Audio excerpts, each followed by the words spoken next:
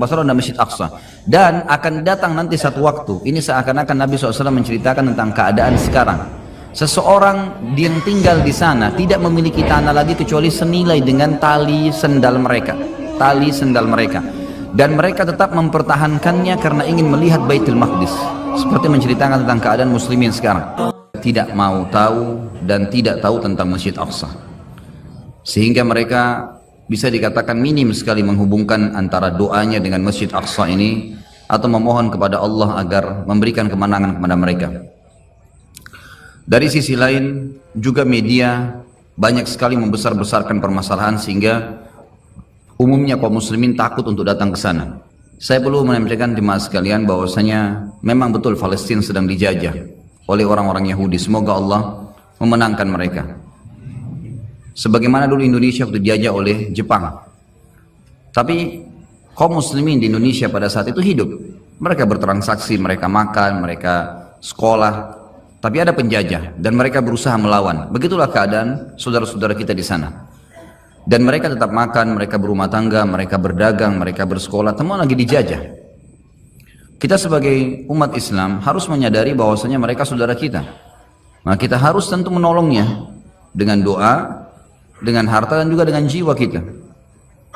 Dari sisi lain, selain memang dasarnya di sana muslimin sedang tertindas dan mereka punya dua alasan yang sangat mutlak kenapa mereka harus mempertahankan diri mereka di sana, dan juga kenapa kita harus membantu mereka. Pertama, karena Islam, mereka muslim. Nabi SAW mengatakan orang muslim seperti satu jasad. Kalau satu luka, sedikit luka maka akan membuat seluruh tubuh itu demam.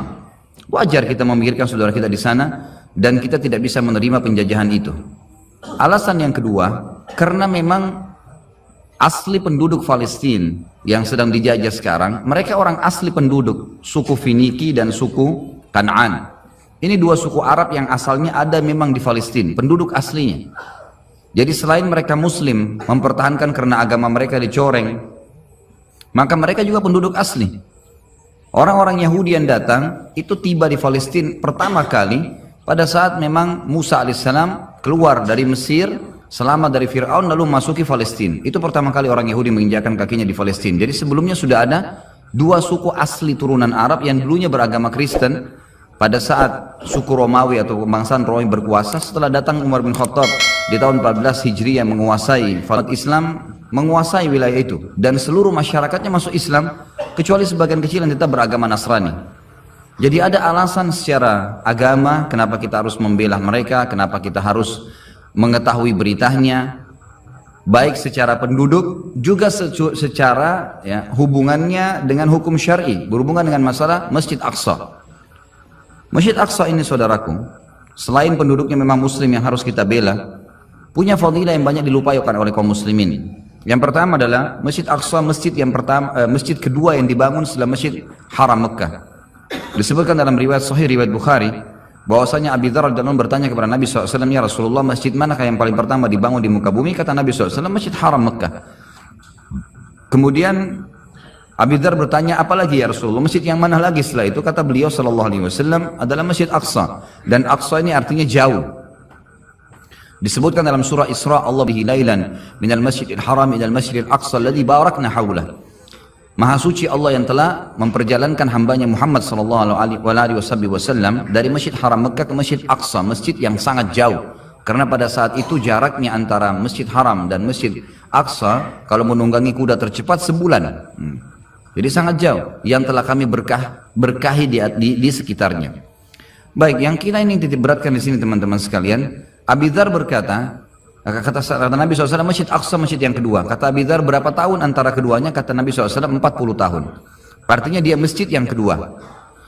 Hadis yang kedua menyebutkan dalam fadilah Masjid Aqsa adalah hadis yang masyhur, yang sahih, di mana Nabi SAW juga riwayat Bukhari bersabda, tidak boleh orang mengunjungi masjid secara khusus kecuali 3 masjid. Masjid Haram Mekah, masjidku ini di Madinah, masjid Nabi SAW, dan juga Masjid Aqsa. Jadi masuk di dalamnya Masjid Aqsa ini. Masjid. Di masjidku ini, di Masjid Mekah, yang ada Ka'bah, dan Masjid Ilya atau Masjid Aqsa. Fadilah yang lain adalah hadis Nabi SAW yang berbunyi, Abi Dzar berkata, kami telah berselisih, kami sedang berdiskusi di antara sahabat-sahabat Nabi di masjid, Nabi SAW di Madinah, lalu kami berkata satu sama yang lain, mana yang lebih afdal ya, sholat di masjid ini atau sholat di masjid Aqsa?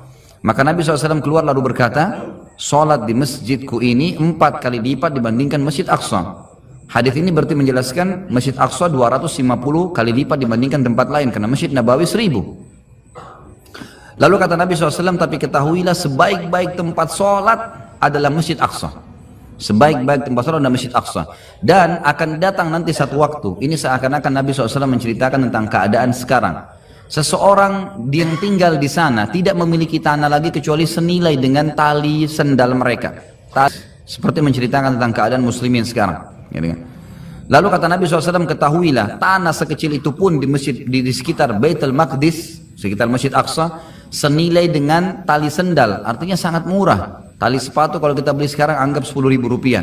Senilai itu pun tanah kita milikin di sana karena ingin melihat Baitul Maqdis, kata Nabi SAW, lebih baik daripada dunia dan seluruh isinya.